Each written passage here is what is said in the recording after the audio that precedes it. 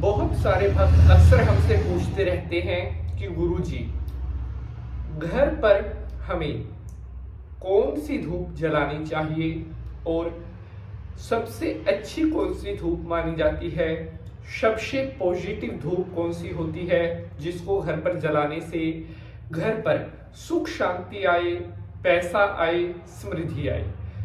प्यारे बंधुजनों, धूप हम जलाते हैं देवताओं को प्रसन्न करने के लिए, जिससे हमारे मन की मनोकामनाएं पूर्ण हो।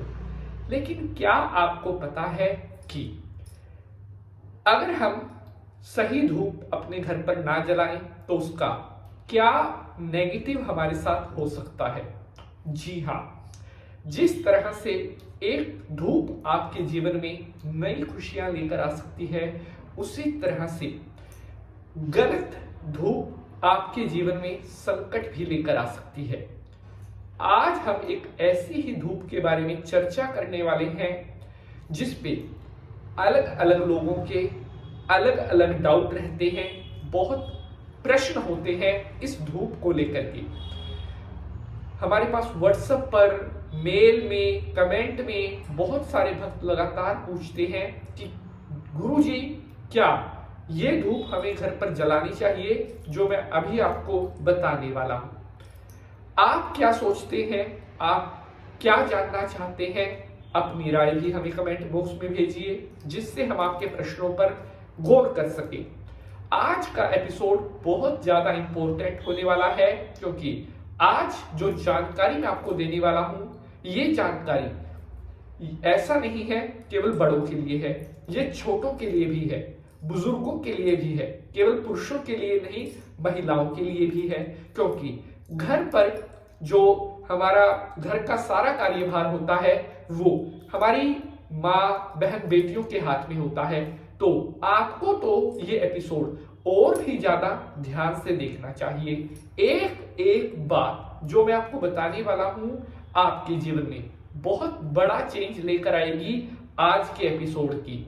मैं आज आपको बताऊंगा किस वजह से घर में दिक्कत परेशानियां आती है, पूजा पाठ करने के बाद भी हमारे लाइफ में खुशियां नहीं आती, जितना पूजा पाठ करते हैं उतना स्ट्रगल और ज्यादा बढ़ता जाता है। ऐसा क्यों होता है और हमें किस तरह से अपनी दिनचर्या रखनी चाहिए, पूजा पाठ का नियम कैसे रखना चाहिए जिससे हमारी लाइफ अच्छी रहे, हमारी लाइफ में सुख शांति रहे।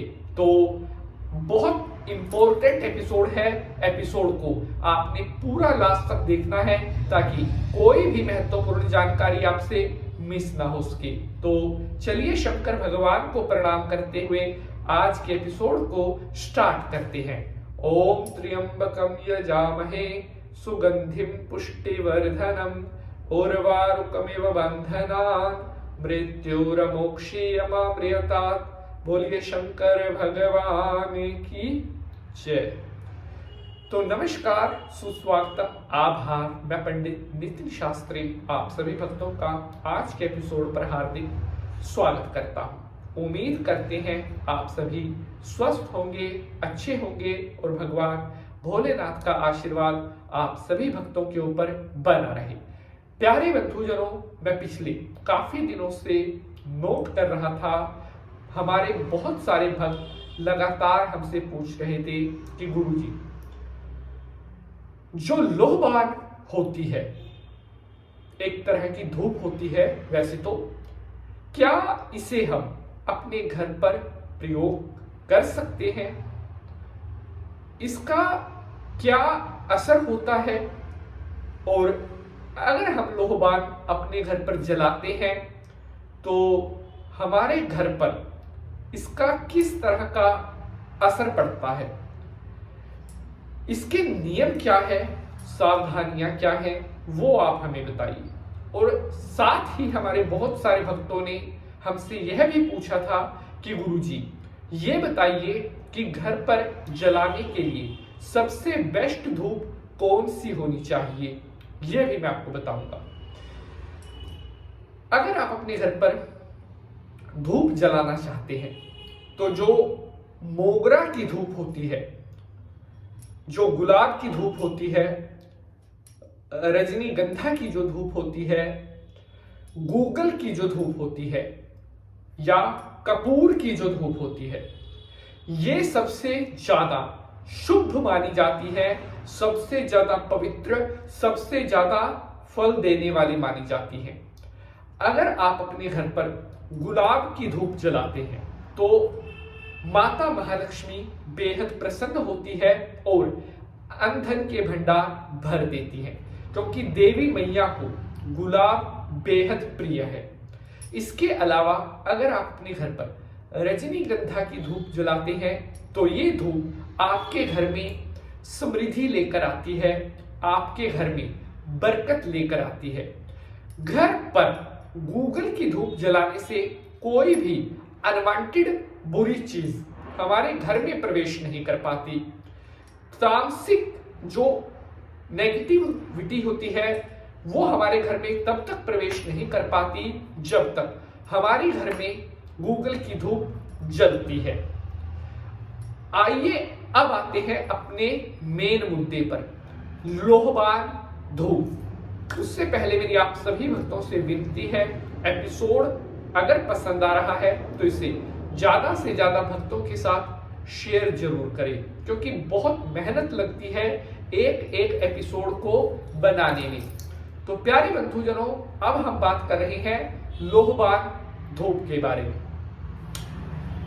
साथियों, लोहबान धूप जलाना, अगर हम शास्त्रों की बात करें तो शास्त्रों में अपने घर पर लोहबान जलाना निषेध माना कहा गया है। क्यों? क्योंकि लोहबान एक प्रकार की तंत्र में प्रयोग की जाने वाली सामग्री है। जो विशेष प्रकार की तामसिक क्रियाएं होती हैं उनमें लोहबान का प्रयोग किया जाता है। जो तंत्र मंत्र की सिद्धियां करते हैं, जो कोई विशेष साधना करते हैं, जो किसी लक्ष्य को, तंत्र को लक्ष्य मान करके कोई साधना कर रहे हैं, उनके लिए लोहबान जलाना बताया गया है। लेकिन अगर आप लोहबान अपने घर पर जलाते हैं तो ऐसा करने पर आपको बुरी चीजें फेस करनी पड़ सकती है, उसके लिए आपको फिर तैयार रहना चाहिए।